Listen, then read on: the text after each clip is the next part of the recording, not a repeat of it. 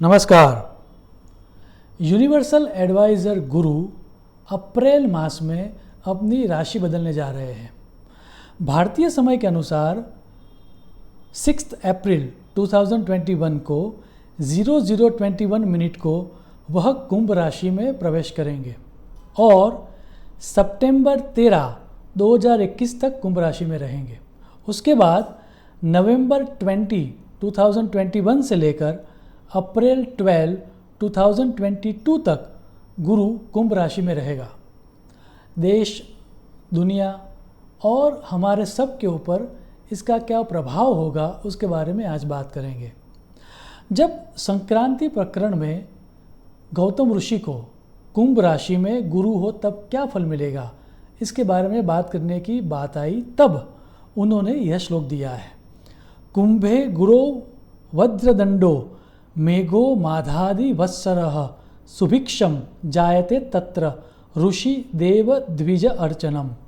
अर्थात कुंभ राशि का गुरु हो तब बृहस्पति संवत्सर में माघ संवत्सर कहलाता है।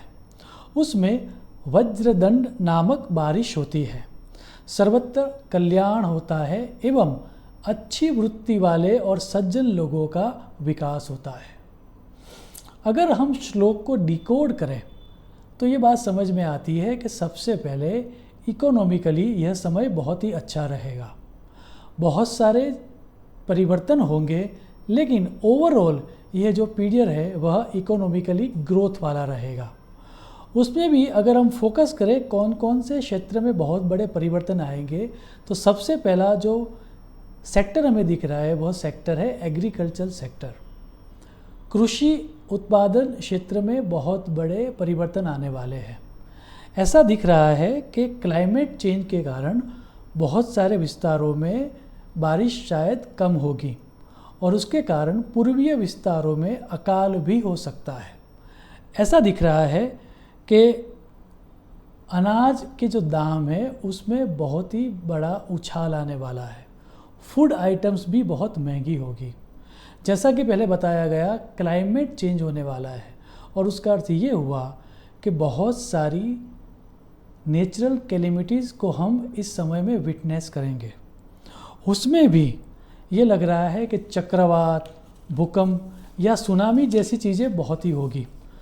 हम गुरु के कुंभ राशि के परिभ्रमण के दौरान बहुत सारी ऐसी घटनाएं देखेंगे जहां पर हमें लगेगा कि क्लाइमेट अब चेंज हो रहा है और उसके कारण बहुत सारी नेचुरल कैलेमिटीज़ भी हम विटनेस करेंगे। भूमिगत जो मिनरल्स है या फिर जो भूमि से निकलता है, वैसा अनाज तो महंगा होगा, वो हमने बता दिया। उसके अलावा भूमि से निकलने वाले क्रूड ऑयल, पेट्रोलियम, वो भी बहुत महंगे होंगे। उतना ही नहीं, भूमि से निकलने वाली खनिजें एवं गोल्ड और सिल्वर भी बहुत महंगे होंगे। अगर पॉलिटिकल सिनेरियो की बात करें तो ऐसा लग रहा है कि एक अलग तरह की राजनीति हमें देखने को मिलेगी। बहुत सारे नए गठबंधन बनेंगे और बहुत सारे पुराने जो गठबंधन थे वो टूट जाएंगे।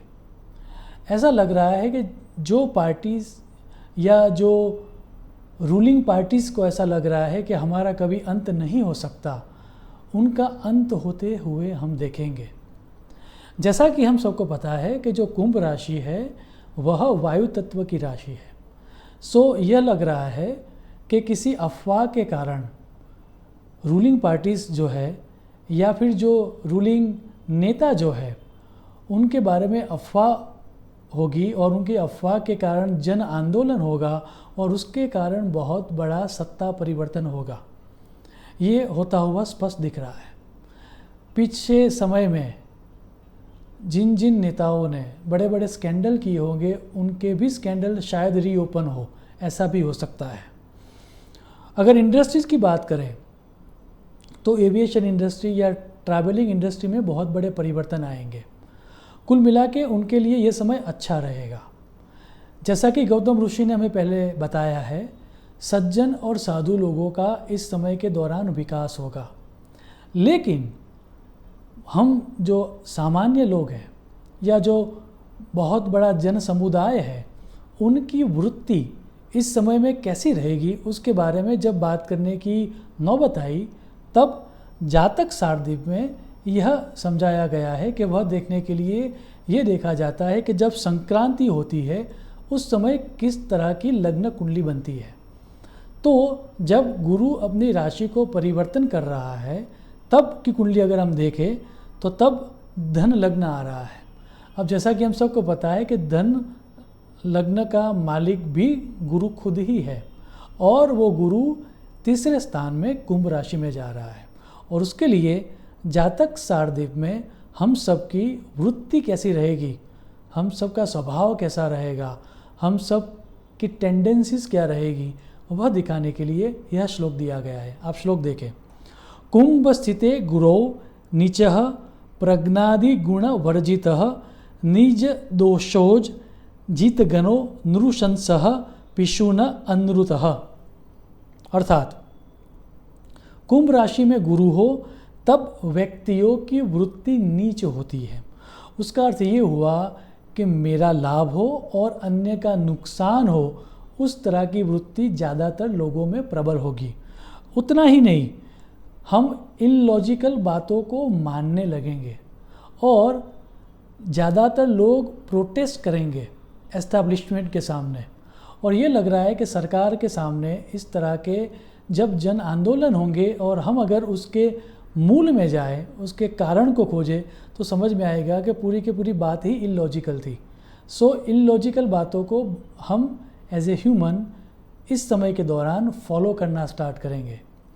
जिस तरह की ग्लोबल स्टॉक मार्केट की अवस्था अभी चल रही है, जिस तरह का माहौल है, ये लग रहा है कि बहुत सारे लोग स्टॉक मार्केट में इन्वेस्ट करेंगे। और निज दोषोज ऐसा कहा गया शास्त्र में, जातक सारदीप में। तो इसका अर्थ ये हुआ कि अपनी गलती के कारण बहुत सारे लोग स्टॉक मार्केट में बहुत बड़ा नुकसान प्राप्त करेंगे। सो मेरी सलाह है कि अगर आपको स्टॉक मार्केट में इन्वेस्ट करना है तो किसी एक्सपर्ट की सलाह लेना। अपनी बुद्धि को या अपने गट को फॉलो करके आप इन्वेस्टमेंट मत करना, क्योंकि यहाँ पर स्पष्ट दिखा गया है कि निज दोषोज अर्थात अपनी गलती के कारण। अगर आपके पास धन है या आपके पास अपनी सेविंग्स पड़ी हुई है तो मेरी सलाह है कि पूरे के पूरी सेविंग्स आप स्टॉक मार्केट के अंदर मत लगा देना, क्योंकि ऐसा लग रहा है कि इस समय के दौरान एक करेक्शन आएगा और उसमें बहुत सारे लोगों को अपनी पूंजी में दिखेगा कि लॉस हो रहा है। सो हमारी सलाह है कि अपनी बुद्धि को फॉलो न करते हुए किसी एक्सपर्ट की सलाह को फॉलो करके अगर आप इन्वेस्टमेंट करोगे तो आपको नुकसान कम होगा और शायद ग्रोथ भी हो। आखिर में अगर हम बात करें कि हमारी वैदिक जन्म राशि के ऊपर इस परिभ्रमण का क्या असर होगा, अब यहाँ पर एक बात स्पष्ट कर दूँ, क्योंकि ये प्रश्न बार बार पूछा जाता है। हम जो बात कर रहे हैं वह है वैदिक जन्म राशि की बात। यहाँ पर वेस्टर्न ट्रॉपिकल साइंस की बात नहीं हो रही है, ना ही यहाँ पर बात हो रही है आपके जन्म लग्न की। आपकी कुंडली में चंद्र जिस राशि में है वह आपकी वैदिक जन्म राशि है और उसके बारे में ही हम यहाँ पर बात कर रहे हैं। उसमें भी शास्त्रों में एक अद्भुत सिद्धांत दिया गया है और वो सिद्धांत ये है कि गुरु जैसा सात्विक ग्रह जब अपनी राशि को चेंज करता है, तब जब वो राशि में परिवर्तन करके जिस राशि में जा रहा है उस राशि में अगर कोई ग्रह न हो तो जिस राशि में वो जा रहा है उस राशि का जो तत्व हो उसके आधार पर गुरु अपना फल देता है। ये बात स्पष्ट करता हूँ। अब जब हम बात करते हैं कि अन्य कोई ग्रह न हो, दैट मीन्स गुरु अभी मकर राशि में है और गुरु अप्रैल मास में जाएगा कुंभ राशि में।